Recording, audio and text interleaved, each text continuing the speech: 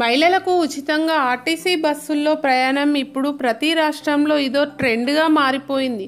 మొదట కర్ణాటకలో దీన్ని ఎన్నికల హామీగా కాంగ్రెస్ తెరపైకి తీసుకువచ్చింది. తర్వాత మిగతా రాష్ట్రాలు దాన్ని పట్టుకున్నాయి. ఇప్పుడు తెలంగాణలో కూడా ఇది అమలు అవుతుంది. ఇదే హామీ తెలుగుదేశం పార్టీ తన మేనిఫెస్టోలో పెట్టింది. వివిధ రాష్ట్రాల్లోని ప్రజల నుంచి దీనిపై వస్తున్న స్పందన చూస్తున్న ఏపీ ప్రభుత్వం అమలుకు ప్రయత్నాలు ప్రారంభించిందట. వీలైతే దీన్ని వచ్చే సంక్రాంతి నుంచి అమలు చేసేందుకు సన్నాహాలు చేస్తున్నట్టు వార్తలు వస్తున్నాయి. దీనిపై అధికారులు రహస్యంగా అధ్యయనం చేస్తున్నారని టాక్ నడుస్తుంది.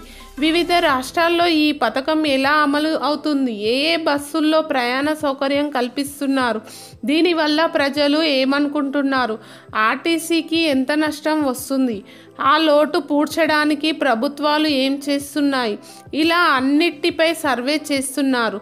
రాష్ట్ర వ్యాప్తంగా ఆర్టీసీ బస్సుల్లో ప్రయాణించే వాళ్ళు ఎందరు, వారిలో మహిళలు ఎంతమంది ఉంటారు, విద్యార్థులు ఎంతమంది ఉంటారు, ఇలా అన్ని వివరాలను అధికారులు తీసుకుంటున్నారు.